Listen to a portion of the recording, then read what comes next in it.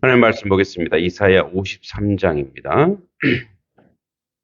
이사야 53장 7절부터 9절까지입니다.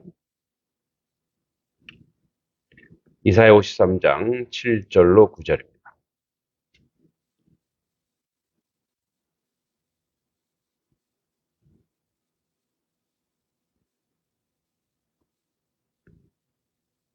같이 한번 읽어보겠습니다. 7절부터 9절까지입니다. 천천히 읽습니다. 그가 곤욕을 당하여 괴로울 때에도 그의 입을 열지 아니하였으며 마치 도수장으로 끌려가는 어린 양과 털강자 앞에서 잠잠한 양같이 그의 입을 열지 아니하였도다.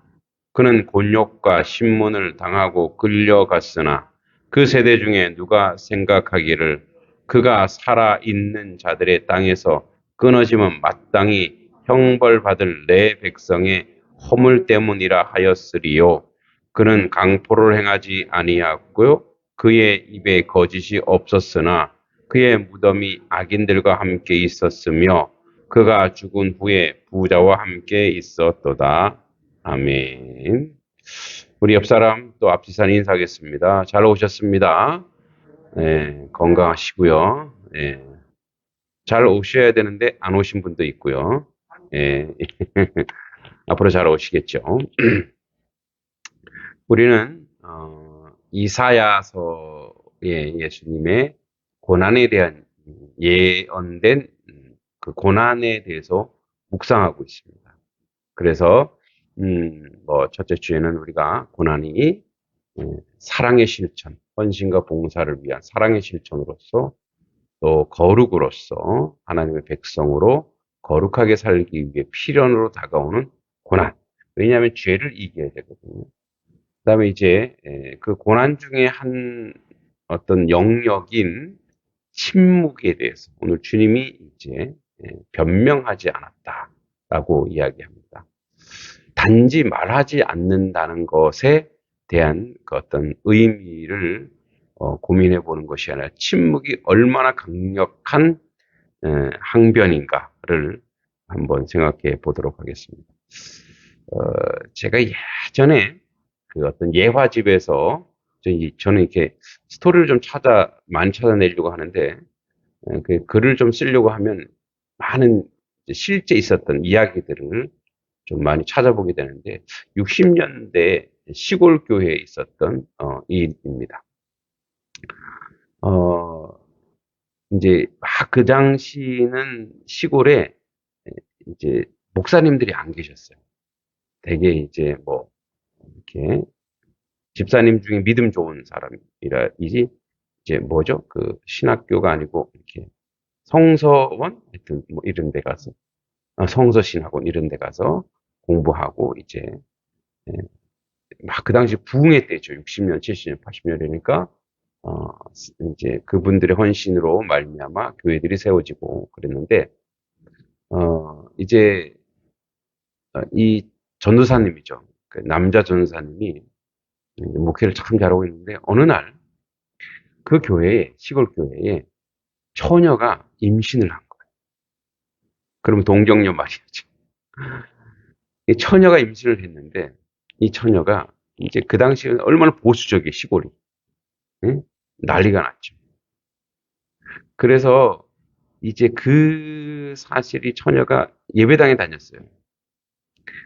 그러니까 부모가 이제 그 예배당, 연회당 다니지 말라 그래서 막 그랬다고. 그 누구냐고, 애 아버지가. 전도사님이라고 그랬어요. 어, 이게 전도사님은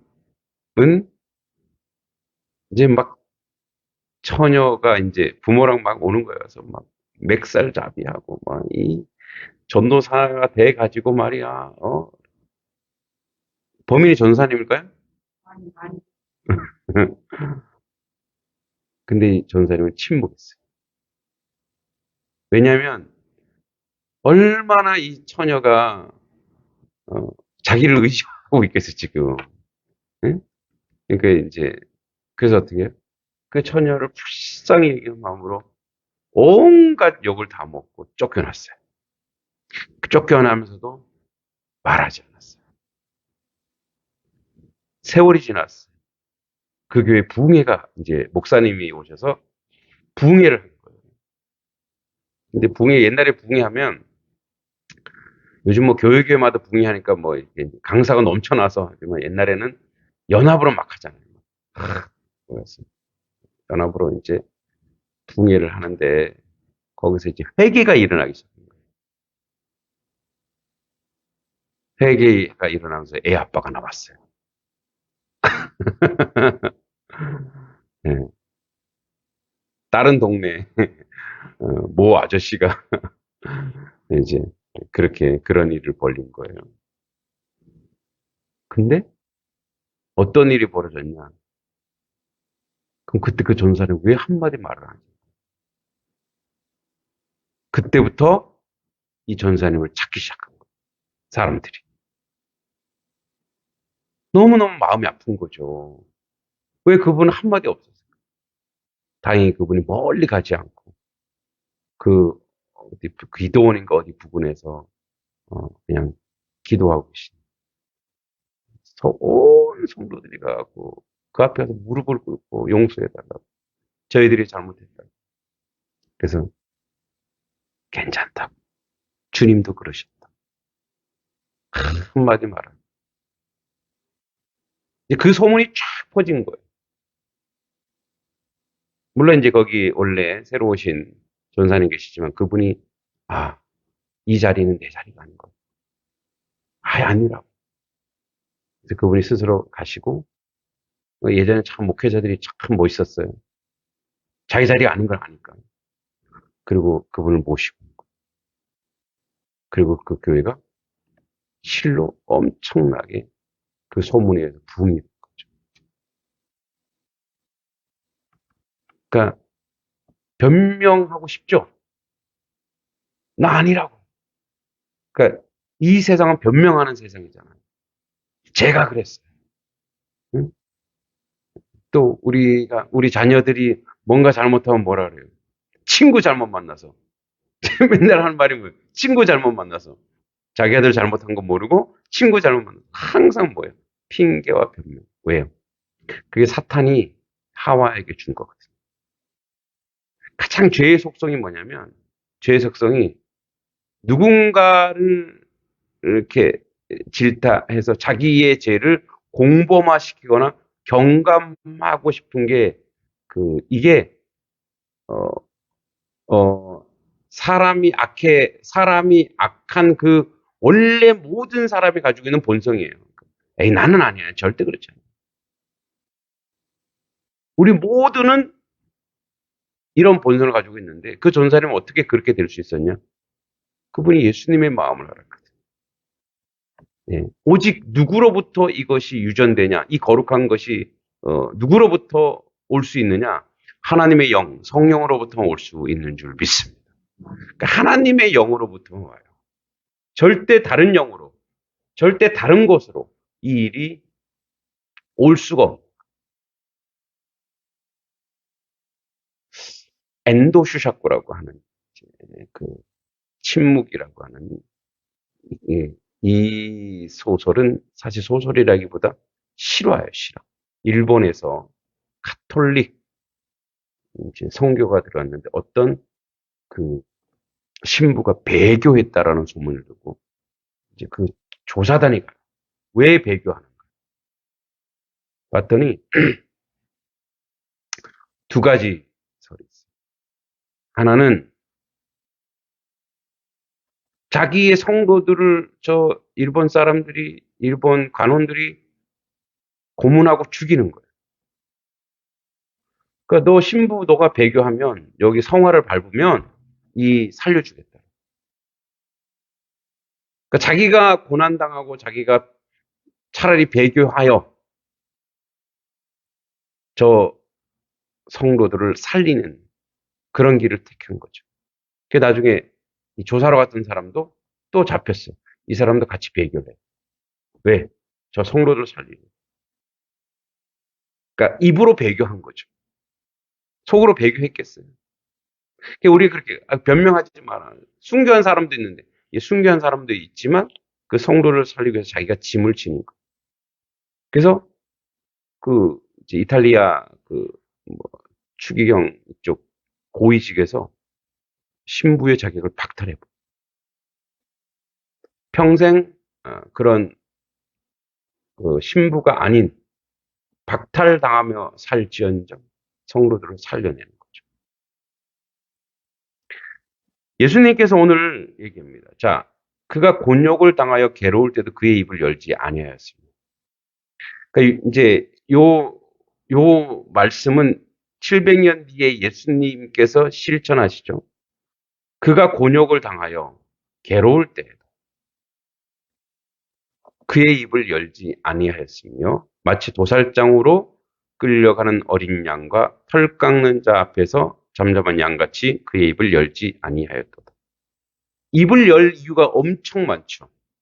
예수님은 죄가 없으시니까. 잘못한 게 없으니까. 그러니까 죄를 뒤집어 씌우기 위해서 어떻게 해요? 신성모독이다. 그러니까 어떻게든 죄를 뒤집어 씌워서 그를 죽여야 되는 거예요. 그게 악한 자의 본성이에요.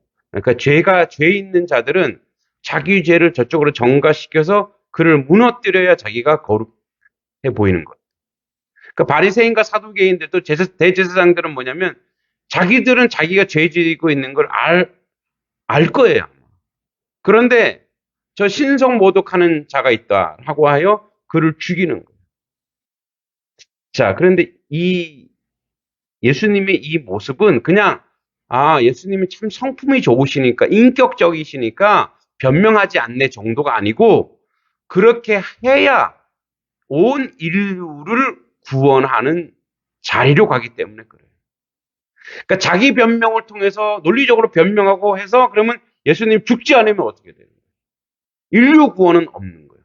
그러니까 어떻게 보면 예수 그리스도의 고난과 이 침묵은 깊은 영성과 구원의 지혜는 변명하여 징계를 경감하려는 자리가 아니라 변명하지 않고 도리어 징계를 적극적으로 받으려는 예수님의 모습입니다. 그래서 이게 저 때문입니다. 적극적으로. 그래서 예전에 카톨릭에서 한 운동 중에 좋은 운동 같아요. 내 탓이요. 이런 운동 있어요. 내 탓이요. 뭐 차에도 막 써붙여 다니더라고. 내 탓이요. 그러니까 자기 자신을 예수님께서 이 일을 해야 되는 이유가 뭐냐? 이 사명을 인류를 구원하기 위해서 구속하기 위해서 해야 되는 것이 그 온 몸으로 그것을 다 억울하지만 그것을 다 받아들여야 되는 그런 삶의 자리. 그래서 뭐예요? 양에 비유했는데 도살장으로 끌려가도 털 깎는 양처럼 잠잠히 조용히 그 어떤 것도 행하지 않았다는 거예요. 여러분, 그러면 이제 침묵의 영성, 수도원 영성이라고 하는데 저도 신대원 다닐 때 신대원 그 코스 중에 하나가 일주일 동안 이제 은성 수도원이라는 데를 가요. 가서 말을 하면 안 돼요. 밥 먹을 때도 말하면 안 돼요. 밥만. 그리고 방도 웬만한 거 기도방 줘요. 근데 신학생들도 그렇고 저는 그때 이제 아직 강의를 하고 있었던 때라 얼마나 말을 많이 하고 살아요, 우리가. 근데 일주일 단 한 5일이죠. 화, 수, 목, 금. 네. 4일이구나, 4일. 4일 동안 말 안 하고 사는 거예요. 살 수도 있겠지만, 말 많던 사람이 말 못하게 하면 못 사는 거예요. 그죠? 못 사는 거예요. 그래서, 우리 이제 신대원 동기들 있는데, 이제, 저는 조금 나이가 들어서 갖고, 동생들이죠. 이제 수화로 하는 거예요. 손짓으로. 수도원 저 뒤쪽에 산이 있어요. 산을 넘어가는 거예요. 산을 왜 넘어간지 아세요? 말하려고. 산을 넘어가서, 야호! 이렇게 말을 하는 거예요. 야, 침묵의 영성이 참 이렇게 어렵구나. 너무 이제 그래서 우리가 말하지 못하는 그 갑갑함과 그 억울함이 인생에서 얼마나 많이 있겠어요. 그런 경우가 있죠, 여러분도. 내가 뭘 알고 있는데 이걸 막 말하고 싶어. 이거 말하면 안 돼. 그래서 우리가 이 땅을 살아가면서 예수님은 세상을 구원한 영성으로 침묵하셨어요. 근데 우리는 이웃을 살리고 이웃을 돕기 위해 때로 잠잠할 때가 있어요. 때로 침묵해야 될 때가 있어요. 때로 알고 있어도 변명하고 싶어도 말하지 않아야 될 때가 우리에게도 있다. 할렐루야. 그럼 막 말하고 싶어. 그거 아닌데, 그럼, 원래 그게 아니에요. 이게 아니에요, 저게. 원래 공격하려고, 원래 죽이려고 하는 사람은 어떻게 해요? 그 사람이 변명해도 죽여요. 누군가가 공격하려고 하는 이 말은 사람을 죽이기도 하고 살리기도 하는데, 이 말은 변명하면 변명할수록 더 강력하게 다가옵니다. 더 크게 다가옵니다. 그래서 그때 우리가 해야 될 유일한 길은 뭐밖에 없다? 예수님, 이 모든 것은 예수님만 아는 거예요. 침묵. 그래서 침묵의 영성은 뭐냐면 이런 뜻입니다.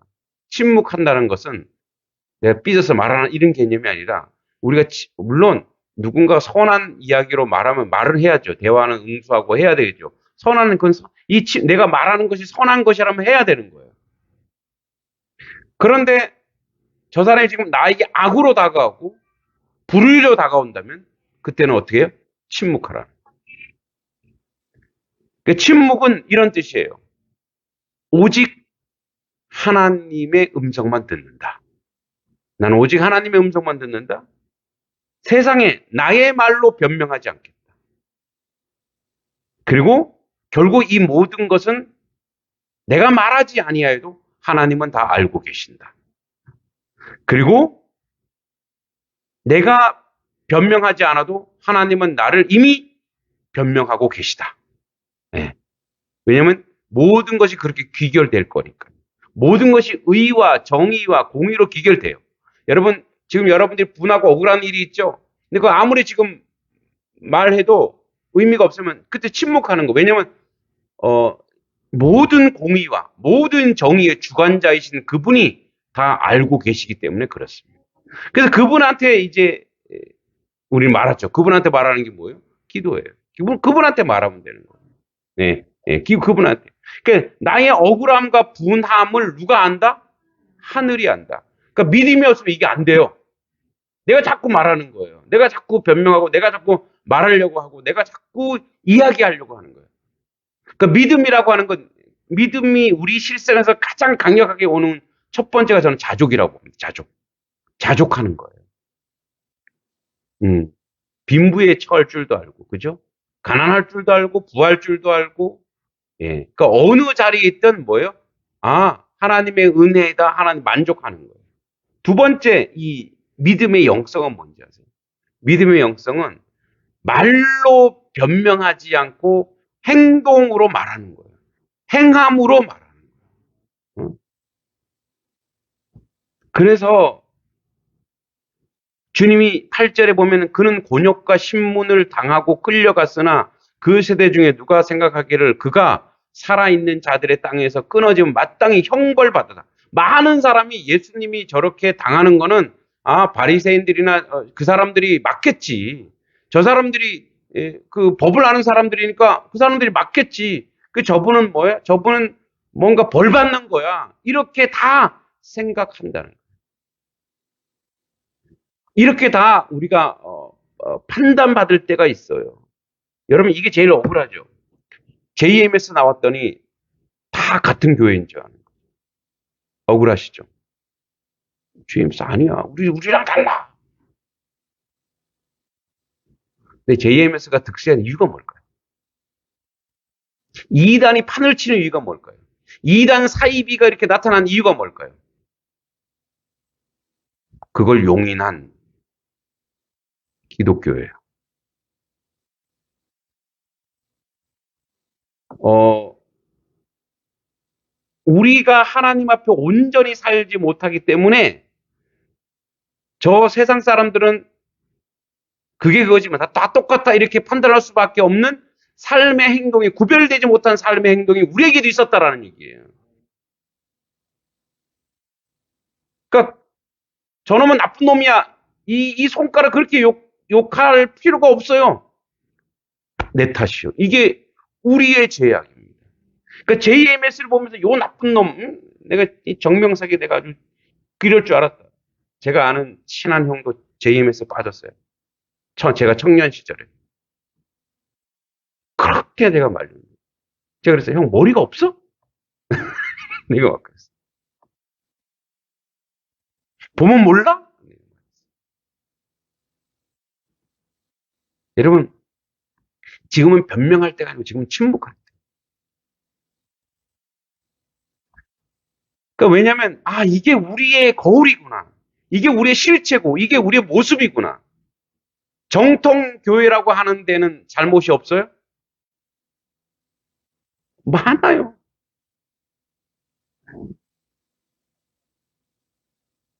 그래서 뭐예요?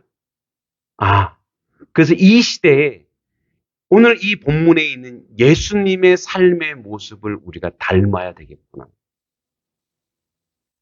저들이 저들이 판단하고 비판할 때, 맞습니다. 죄송합니다. 다 저희의 잘못입니다. 이제, 그, 예화지를 보니까 어느 부인이 상담하러 온 거예요, 신부님한테. 신부님, 우리 남편 때문에 못 살겠어요. 왜 이렇게 잔소리가 많고, 비판이 많고, 말이 많은지 못 살겠어요. 그래요? 그러면 요 길 나가다가 우물에 내가 성수를 뿌려놨다고. 카톨릭에 성수라는 게 있잖아요. 음, 저는 모든 물이 다 성수라 생각합니다. 왜냐하면 하나님 만들어 주셨으니까.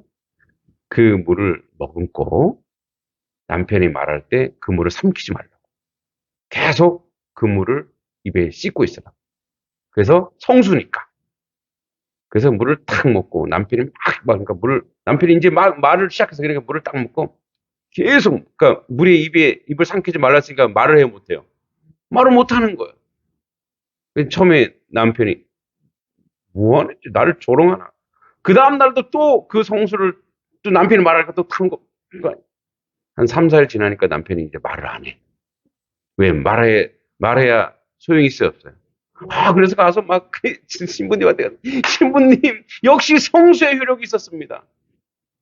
성수가 아니고 자매님이 침묵했기 때문에 그렇습니다.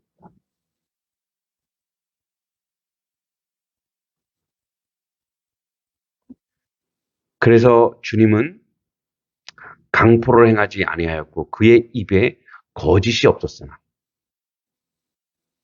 그의 무덤은 악인들. 왜냐하면 십자가 못 박아 죽이는 완전 극형이거든요. 그래서 뭐예요?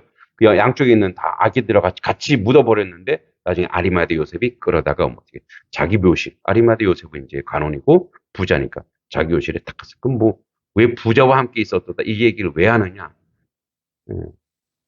그는 잘 보세요. 그가 심판당했단 말이에요.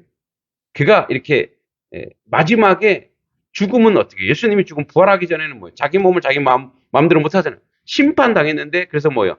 죄인들로 분류되지 않고 여기서 부자라고 하는 것은 사실은 의인의 반열.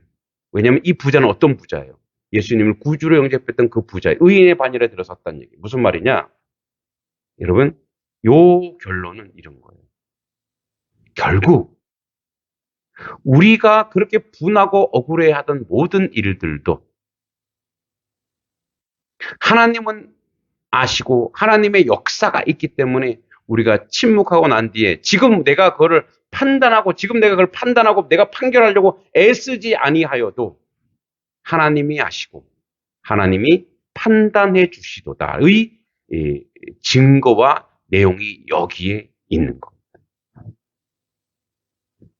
이 시대를 살아가면서 이제 이런 게 있어요. 저희도 이제 목회자들도 늘 만나면 고민하는 게 하나님의 교회가 멸시당하는 게 되게 힘들어요. 그리고 하나님의 교회가 멸시당하는 것 이상으로 우리의 모습 때문에 주님마저도 멸시당하는 모습. 풍자의 대상으로. 요즘 뭐 유명한 드라마, 뭐 넷플릭스라고 하는 데서 이렇게 하면 보면은 항상 긍정적 이미지로 나오는 것은 카톨릭과 절이에요. 네. 아주 진중하고 그러나 항상 풍자의 대상은 어디냐? 교회. 그래서 교회 뭐 목사 딸이 마약을 한다. 그러니까 이거는 1, 2년 내 얘기 아니에요. 벌써 10년, 15년 전부터 이런 일들은 계속 비일비재하게 나와요. 근데 그렇다고 그 제작자를 욕할 수가 없어요. 그거를 쓴 작가도 기독교인이에요. 욕할 수 없어요. 자기도 아는 거예요. 그러니까 이거는 기독교를 이렇게 기독교라고 하는 그 어떤 모델을 비하하는 게 아니고요. 자기 반성이 강하다고 저는 생각해요. 자기 반성이 강해요. 옛날에는 조계종 뭐 폭력 사태가 났을 때 절이 풍자의 대상이었어요. 그러니까 우리는 이렇게 변명할 수 있어요. 저 사람들은 몰라. 저 사람들은 자기 죄가 몰라. 예. 그럼 동시에 우리도 똑같아. 우리도 우리의 죄를 모르고 있는 거예요. 우리도 바리새인이고 우리도 사두개인처럼 우리만 고매하고 우리만 잘났고 우리만 참되다고 착각할 수 있다라는. 근데 우리가 정말 기억해야 될 것은 무엇이냐면 예수님이 이 침묵의 길, 침묵의 영성 그리고 자기를 변명하지 않는 이 길을 통해서 이 온 인류의 구원의 역사가 이루어진 것처럼 다시 여러분의 가족이나 단성리나 양동면이나 이 나라를 하나님의 구원의 반열, 구속의 역사. 물론 그거는 우리가 결정적인 원인을 제공하는 건 아니지만 저 사람들이 바라보는 우리를 통해서 그들이 하나님의 구원의 백성으로 가기를 원한다면 여러분 침묵의 지혜를 배우시기 바랍니다. 그래서 우리는 그렇게 얘기할 수 있어요. 야, 복음을 전해야 되고 예수 그리스도의 복음에 전도해야 되고 여러분 전도는 이제 어떻게 전도는 시대에 따라 달라집니다. 이제 전도는 말로 하는 게 아니라 전도는 이제 뭐 행함으로 하는 것이고 행하면서도 잠잠해야 되는 거예요. 그 겸손한 거예요. 그걸 다른 말로 겸손히 행하는 거예요.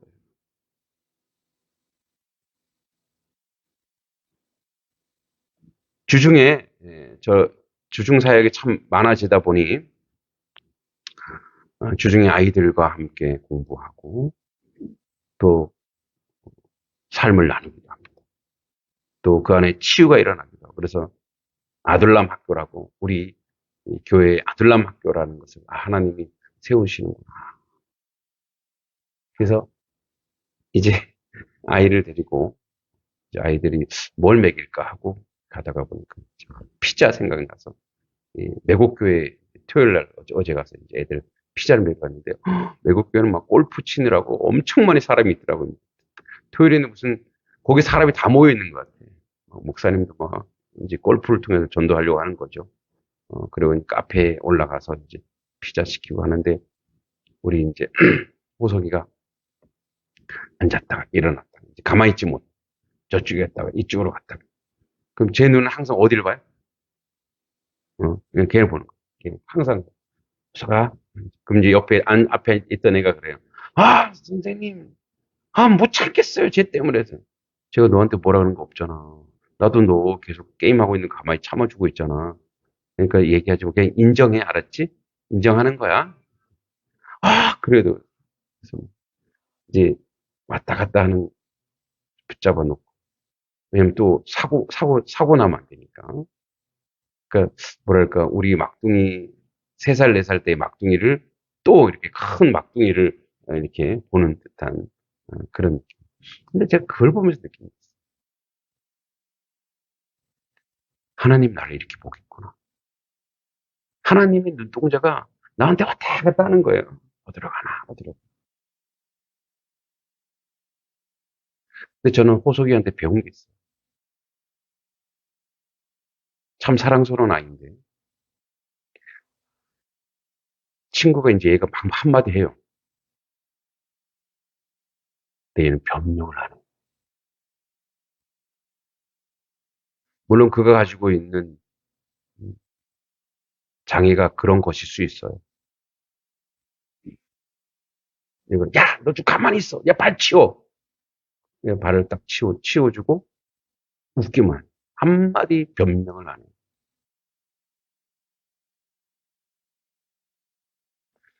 근데 제가 그래서, 얘가 그럼 변명을 아예 안 하는 친구인가 봤더니 그게 아니었어요. 같이 공부할 때는, 좋은 얘기할 땐 얘 또 하는 애예요. 야, 너 이거 해야지. 어, 목사님이 이거 하래. 이거 해. 야, 목사님이 너 이번에 뭐 먹을 거야? 먹는 건 관심 되게 많아. 그러니까 이제 자기 혼자 뭘 먹는다 하지 않고 친구가 뭘 먹는가에 자기 맞춰주려고 그래요. 뭐 먹을 거야? 그러니까 대꾸 안 하는 친구가 아니에요.